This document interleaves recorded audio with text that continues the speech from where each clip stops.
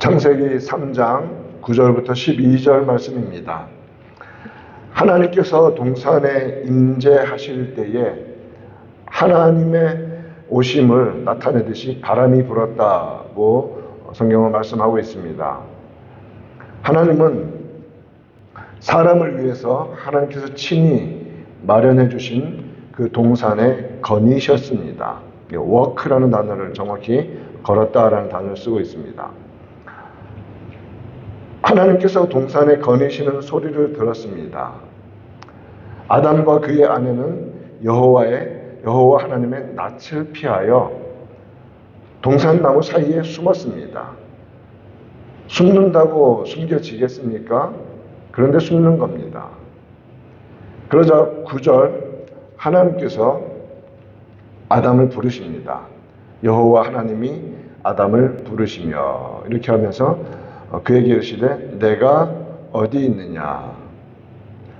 하나님께서 지금 아담이 어디 있는지 몰라서 묻는 질문이 아니실 겁니다. 그리고 지금 이 순간 이전까지 하나님은 그런 질문을 하신 적이 없습니다. 어디 있느냐? 죄가 없는 상태에서 인간은 창조주 하나님과 만나고 함께 거하는 것을 너무나 기뻐했을 것입니다. 그러므로 주님께서 동산에 임하시는 바람 소리만 들어도 주님을 영접하고 주님과 함께 있는 그 기쁨을 누리기 위해서 주님께로 달려갔을 것입니다. 그러나 죄가 하나님으로부터 멀어지게 만들고 숨게 만드는 겁니다. 죄가. 예수님께서 요한복음 8장 34절에서 말씀하셨습니다. 진실로 진실로 너희에게 이르노니 죄를 범하는 자마다 죄의 종이라 라고 말합니다. 하나님이 만들어주신 최고의 피조물, 하나님의 대리자,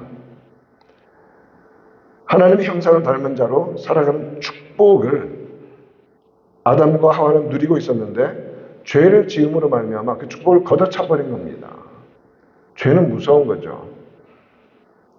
죄의 종이 되었습니다. 하나님이 두려워서 그 앞에 기쁨으로 서지 못하는 겁니다. 그리고 숨지도 못한 나무 뒤에 숨어버렸습니다. 내가 어디 있느냐라고 주님께서 물으십니다.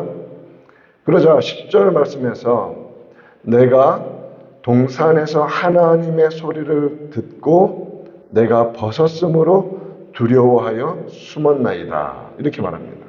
두려워하여 숨었다. 하나님의 소리를 듣고 하나님의 소리, 하나님의 말씀은 주의 백성들과 자녀들에게는 귀에 음악같이 즐겁고 복된 것입니다. 기쁜 소리입니다. 말씀을 읽을 때 정말 우리가 믿음으로 하나님 앞에 나갈 때 얼마나 우리를 이렇게 세우십니까? 밝음을 주시고 어둠을 몰아내시고 등불처럼 우리 길을 인도하시며 우리 마음에 정말 꿀송이보다 더 단 기쁨을 주시는 것이 하나님의 소리, 하나님의 말씀입니다. 그런데 죄는 그것을 두려워하게 합니다. 멀리하게 합니다. 죄인에게는 영원하시고 완전하시고 거룩하신 그리고 죄를 미워하시는 하나님의 음성이 귀의 음악같이 즐겁고 복된 것이 아니라 심판의 소리, 공의의 음성, 견디지 못할 공포와 두려움을 일으키는 것이죠. 그렇기 때문에 무소부재하신 하나님, 안 계신 것이 없으신 그 하나님 앞에서 죄를 지은 인간은 피할 수도 없으면서 헛되이 숨는 것입니다. 피할 수도 없는데. 하나님은 이미 다 알고 계시지요.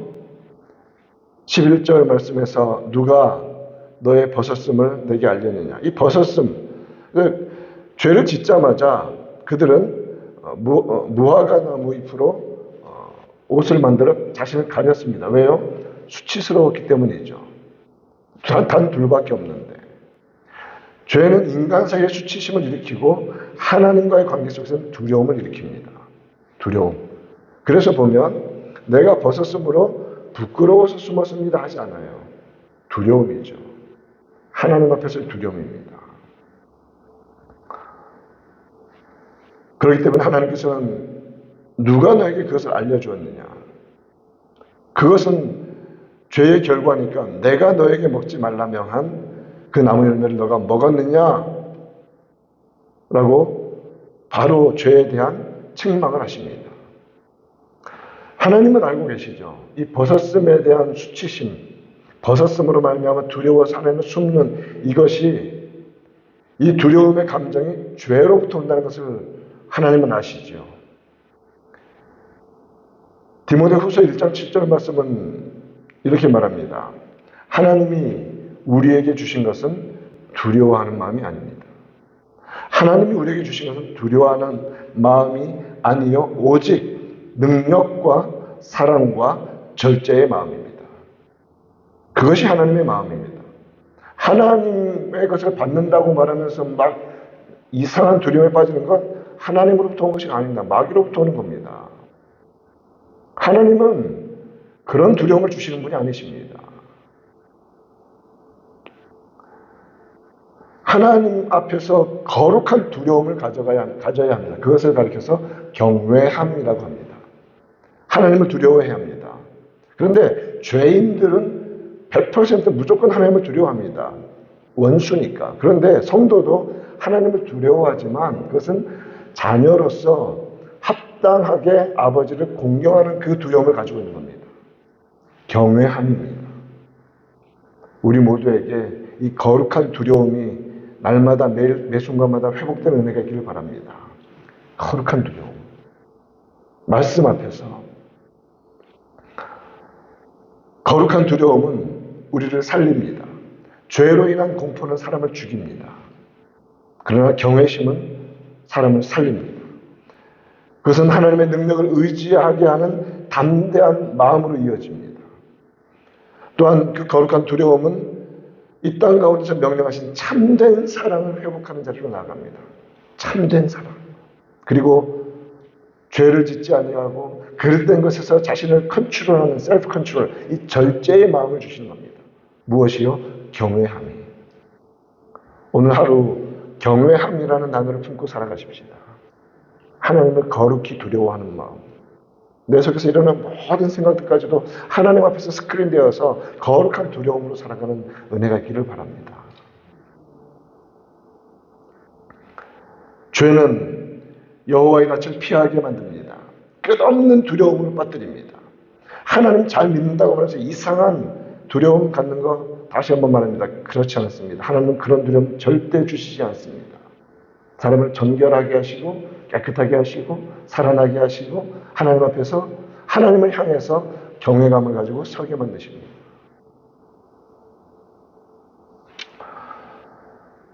죄를 유발하는 유일한 통로였던 불순종을 범한 것이 다 드러나 버렸습니다. 자신을 가립니다. 수치스러워합니다. 두려워합니다. 피합니다. 하나님께로부터 숨습니다. 그러자 하나님의 질문을 받은 아담이 12절에서 뭐라고 말합니까? 하나님이 주셔서 나와 함께 있게 하신 여자, 그가 그 나무 열매를 내게 주므로 내가 먹었나이다. 하나님이 그에게 하와를 창조하셔서 데려다 주신 것은 맞지요. 2장 22절 말씀에 여호와 하나님이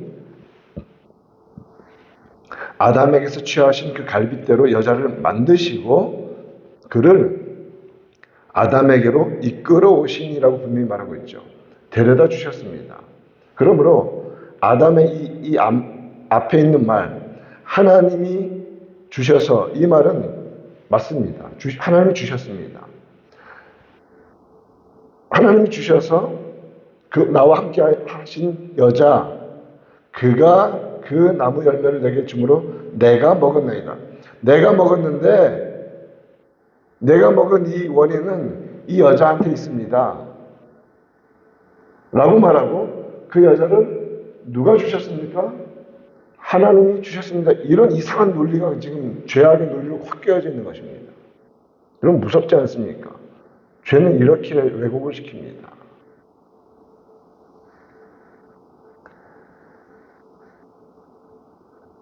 그러나 처음 하나님께서 하와를 만드시고 그에게 이끌어 오셨을 때 2장 23절에서 아담은 뭐라고 선언합니까? 이는 내 뼈 중에 뼈요 살 중에 살이라.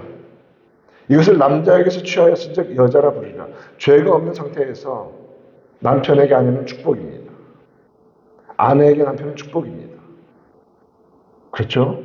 내 살 중에 살이요 내 뼈 중에 뼈요 나의 또 다른 나죠. 그것이 바로 그것이 죄가 없는 상태에서 하나님께서 부부 사이에 주신 축복입니다. 가정에 주신 축복입니다. 우리 모두 그런 축복 누리는 가정 되시기를 축원합니다. 그건 누리도록 허락하신 복입니다. 누리도록 허락하신 복입니다. 최고의 찬사 아닙니까? 내 뼈 중에 뼈요, 내 살 중에 살이다. 극도의 감사의 표현입니다. 그런데 하나님 명령을 불순종하고 하나님 열매를 먹었느냐고 물으시자 아담은 곧바로 주님, 제가 하나님의 명령을 어기고 제가 불순종하고 제가 먹었습니다. 자신의 죄의 주체성이 자신에게 있음을 고백해야 하는데 고백하지 않지 않습니까? 내가 먹은 거 맞습니다. 죄를 인정하지 않는, 그게 죄를 인정하는 게 아니죠. 그러니 회개를 하지 않습니다. 내가 먹었지만 자기 문제가 아니라 그것을 준 여자가 문제고 결국 그 여자를 만들어 자신에게 준 하나님 책임이라는 이상한 아주 악한 논리로 하나님을 블레임하는 것입니다. 죄인은 반드시 하나님을 블레임합니다. 죄는 그런 속성을 가지고 있습니다. 죄의 근본 원인을 전가시켜버립니다. 이처럼 죄는 모든 걸 파괴시킵니다. 인간의 영혼을 파괴시키고 관계를 파괴시키고 가정을 파괴시키고 모든 것을 파괴시켜버립니다. 그러므로 죄는 빨리 버리고 회개하고 엎드리고 주님 앞에 나아오는 것만이 유일한 길입니다. 다른 길은 없습니다. 모호하게 중화시켜서 살 수 있는 방법은 없습니다. 죄는 버려야 합니다.